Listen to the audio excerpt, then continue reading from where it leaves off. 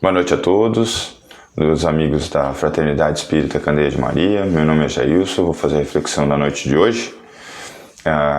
Espero que todos possam se colocar num momento de reflexão, num momento de concentração e prece para que possam obter, o auxílio que pediram aqui na casa.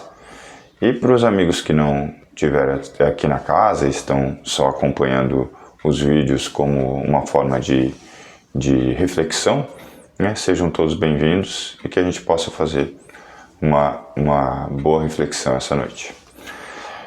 Hoje a gente vai falar um pouquinho da obra Paulo Estevão, de Emmanuel, no trabalho junto com o Chico, que ele é uma obra, é uma sequência de livros que fala um pouquinho sobre a vida de Emmanuel. Então a gente vai ter ali o livro Há 2000 anos, 50 anos depois, Ave Cristo e Renúncia. Em todas essas obras, a gente tem uma construção do cristianismo primitivo, lá do início, desde a época de Jesus, até meados ali do século XVII, que vai mostrando uma construção e algumas das vidas de Emmanuel durante esse período. E no meio dessa construção histórica tem um livro que é o mais, não vou dizer famoso, mas é o que mais chama a atenção dessas 5 obras aí, que é justamente a que não fala, exatamente de Emmanuel, que fala de Paulo e Estevão, que é essa obra aqui, que ela vai estar cronologicamente de escrita, ela vai ser a terceira obra que foi escrita, mas ela vai estar acompanhando ali um período logo depois do livro Há 2000 anos. E vai contar um pouquinho da história de Paulo de Tarso e de Estevão, que uma história ligada à outra. Essa história, todo mundo já deve conhecer, a história de Paulo e de Estevão, pensando no Evangelho mesmo, Mas essa obra, ela é meio que uma biografia espiritual, assim, a visão da espiritualidade, então, do lado de Emmanuel, desencarnado, explicando tudo o que aconteceu, Então, quando a gente vai falar da obra, a gente tenta tirar alguns ensinamentos que o cristão precisa tirar, independente da religião que siga. Então aqui pro espírita, que é cristão, o que a gente pode tirar dessas obras aqui, sem dar muito spoiler, o que a gente pode tirar dessa obra, Paulo e Estevão? O que ela pode nos ajudar? Então o primeiro ensinamento que a gente tira é que o Evangelho, assim, Deus não desiste de ninguém. O Evangelho, ele está ali para todos. A palavra de Jesus, da Boa Nova de Jesus, ela está aqui para todos. Então, a obra mostra que Saulo, no início, ele era um fariseu. Então a gente sabe, que ele era um fariseu exemplar, ele era um hebreu estudioso da lei judaica e ele era muito disciplinado. Então ele era bem visto, pelos senhores da lei. E aí tem uma passagem que fala justamente sobre isso no começo do livro, onde ele está conversando com um amigo, respeitável também do Sinédrio, e eles estão conversando justamente sobre o cristianismo, Então ele fala: sim, mas ouço dizer que as pregações de Estevão estão arrebanhando muitos estudiosos. De algum modo infirmam a lei de Moisés. Diz: todavia não foi um carpinteiro galileu obscuro, sem cultura, que originou tal movimento? Que poderíamos esperar da Galileia? porventura terá produzido outra coisa além de legumes e peixes? Contudo, o carpinteiro martirizado tornou-se um ídolo para sequazes, procurando desfazer as impressões de meu tio, chamando a razão com a energia necessária. Fui levado a visitar ontem as obras de caridade dirigidas pelo tal Simão Pedro. É uma instituição estranha, que não deixa de ser extraordinária. Crianças desamparadas que encontram carinho, leprosos que recobram a saúde, velhos enfermos e desprotegidos da sorte que exultam de conforto. Mas os doentes, onde ficam? Perguntou Saulo. Todos se agasalham junto desse homem incompreensível. Estão todos malucos, disse o moço de Tarso. Ambos trocaram impressões íntimas sobre a nova doutrina, pontuando de ironia o comentário de muitos fatos piedosos que empolgavam a atenção do povo simples de Jerusalém. Ao finalizar a conversa, Sadoc acrescentou: não me conformo em ver os nossos princípios aviltados e proponho-me a cooperar contigo. Embora esteja de Damasco para estabelecer-nos a imprescindível repressão a tais atividades, com as tuas prerrogativas.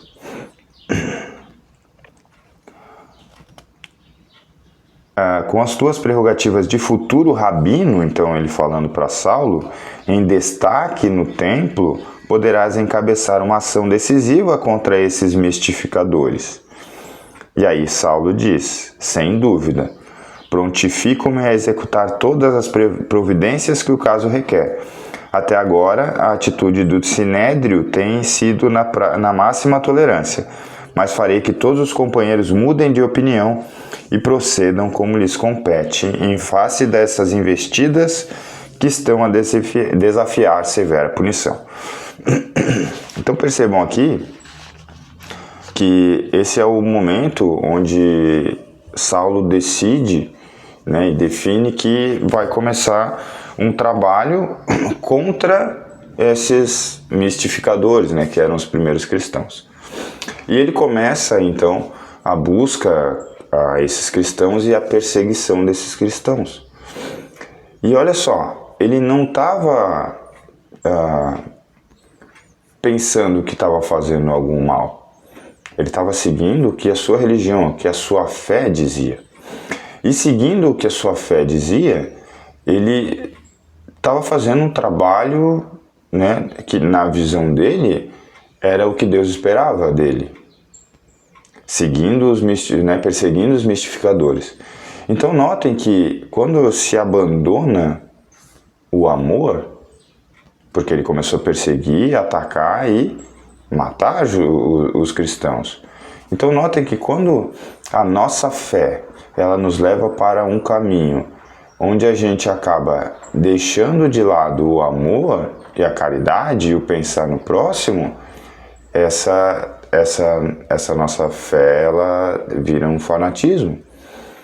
Então, o que é feito sem pensar no próximo, toda atividade que é feita sem pensar no próximo, só em conta da verdade, ou seja, da verdade que a pessoa acredita que ela vai levar ao fanatismo. Ela vai levar a pessoa a cometer um erro, né? E aí, às vezes a gente faz isso, né? Qualquer cristão, ele pode fazer isso, né? Qualquer espírita pode acabar fazendo isso, pensando que está fazendo correto, pensando que está seguindo o caminho, né, da sua fé, mas aí está esquecendo, às vezes, do princípio que o cristão traz, que o espírita traz, que é a caridade e o pensar no próximo, o cuidado com o próximo, o deixar a vida do próximo melhor, que é a busca que Jesus fez, né? Ele mostrou isso para a gente a vida inteira, né? O segundo ensinamento que a gente tira é que ninguém está condenado pelo seu passado. Porque Saulo, ele perseguiu os cristãos, ele era odiado pelos cristãos. E depois da sua conversão em Damasco, do seu encontro com Jesus e da sua conversão, ele mudou, né?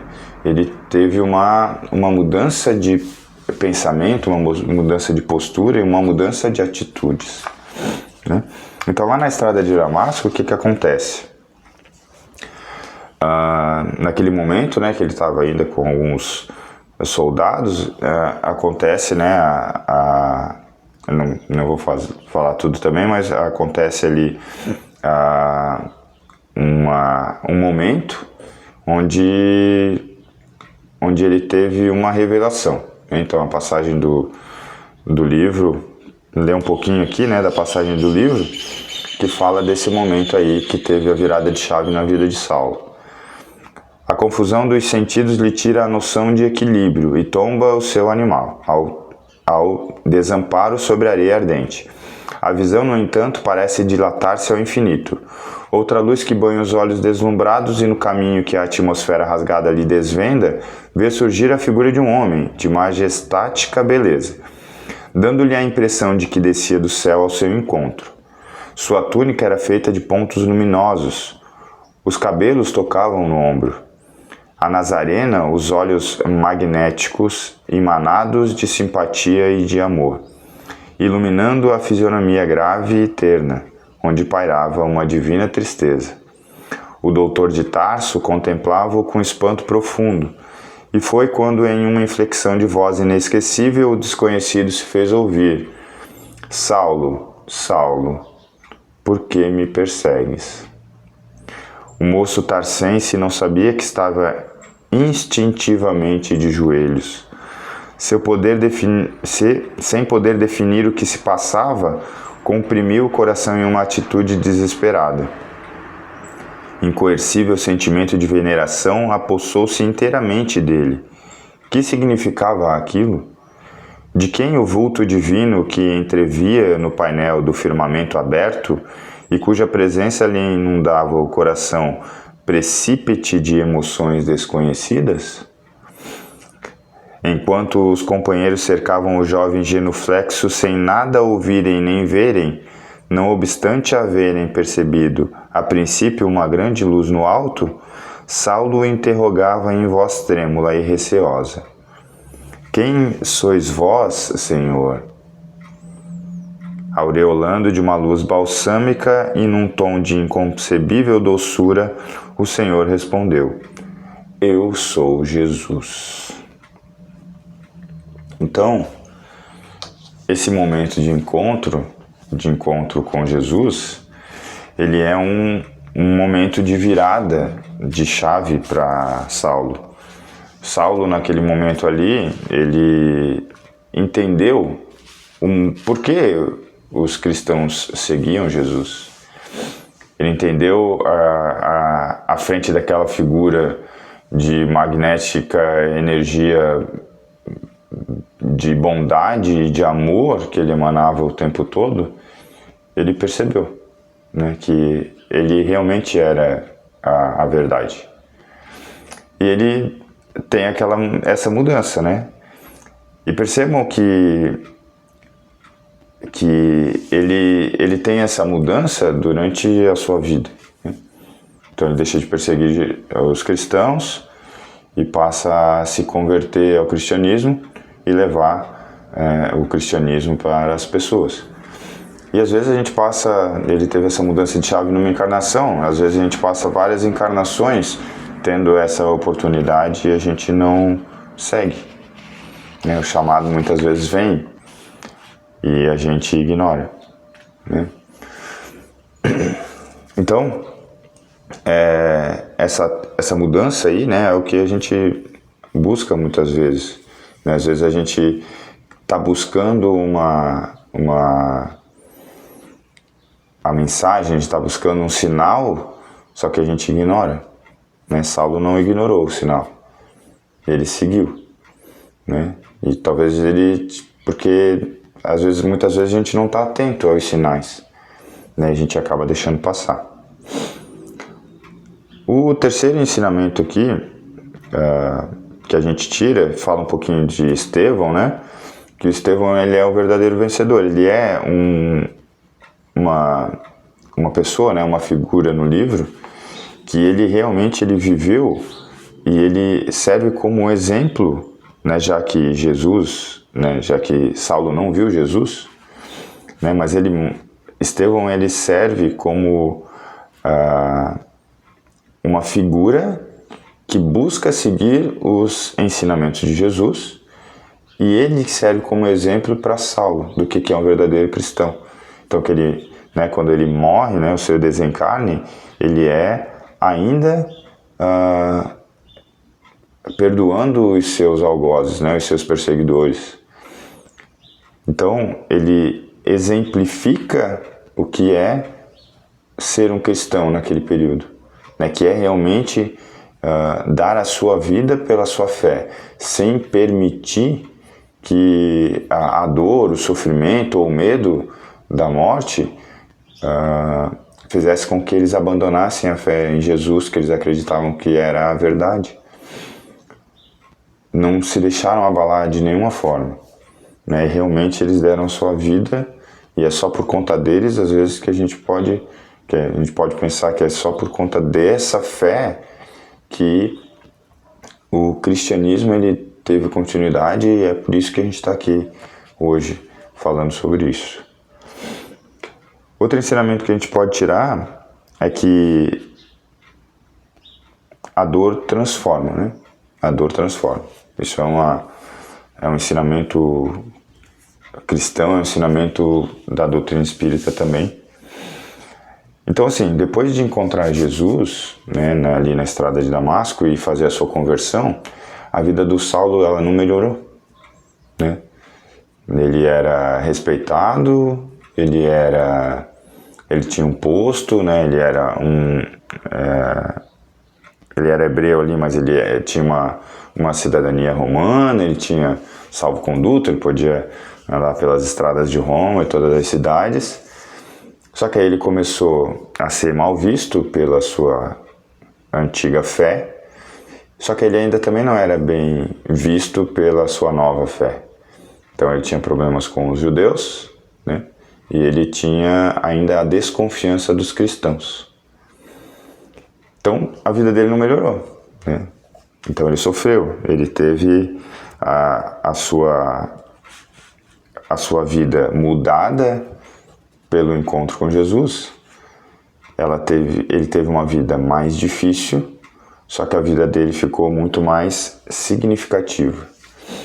Ele passou a ter um propósito diferente para a sua vida. E esse talvez seja a maior diferença entre um ensinamento assim, que a gente pode ter, né, dessa obra, que muitas vezes a gente fala, né, a nossa vida ela não fica mais fácil, né, que o espírita, o cristão, né, o buscar fazer o bem para o outro e buscar deixar a vida do próximo melhor, ela não facilita a nossa vida em nenhum momento. Ela não facilita a gente. E quando a gente traz para a doutrina espírita, né, um mundo de provas e expiações, a gente não está aqui para ter a vida facilitada realmente. A gente está aqui para tentar fazer o nosso melhor e buscar a reforma íntima, né? E às vezes a gente passa tanto tempo buscando essa reforma íntima e a gente não consegue. E a gente não consegue deixar transparecer, a gente não consegue abraçar realmente, né, o verdadeiro cristianismo, que é do cuidado do próximo. Né? E Saulo, ele é um exemplo disso, sim, de perseverança, de mostrar, a vida fica mais difícil, ela pode ficar mais complicada, quando a gente para de pensar tanto na gente, passa a pensar no próximo, só que ela se transforma em uma vida mais feliz, mais significativa. E aí, para a gente finalizar, né, é o que a gente sempre fala aqui, né, na casa, nas palestrinhas, né, sempre que a gente conversa com alguém, é que o cristianismo, né, ele vai se espalhar pelo exemplo. Né? Se conhece o verdadeiro espírita pela sua obra, não pelo que ele fala.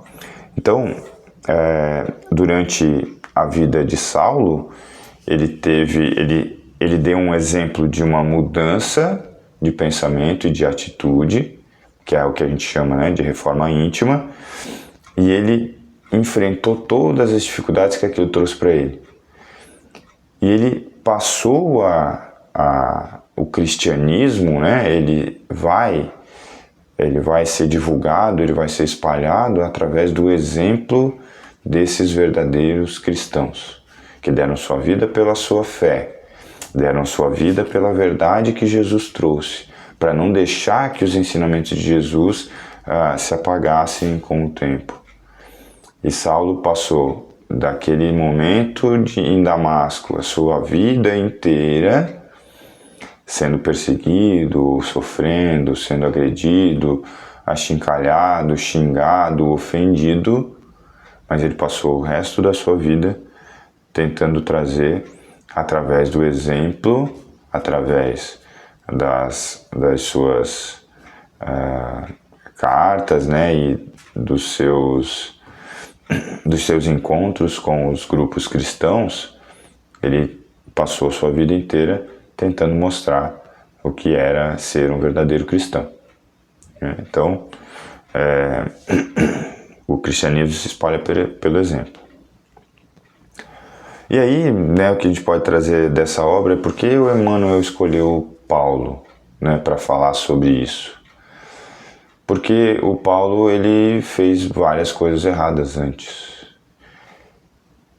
E a gente não precisa ter exemplos perfeitos, né, de pessoas perfeitas que às vezes parece que fica longe da gente. Os próprios apóstolos, eles não eram perfeitos, né? Tinham várias falhas e dificuldades, e Jesus tinha que ficar o tempo todo ali brigando com eles algumas vezes, chamando a atenção, né, e trazendo para a realidade. Então, assim, fica mais próximo da gente. A gente entender que a gente não precisa ser perfeito para ser um cristão, que a gente não precisa fazer tudo correto para dizer que está buscando seguir Jesus, né? Todos somos falhos, né?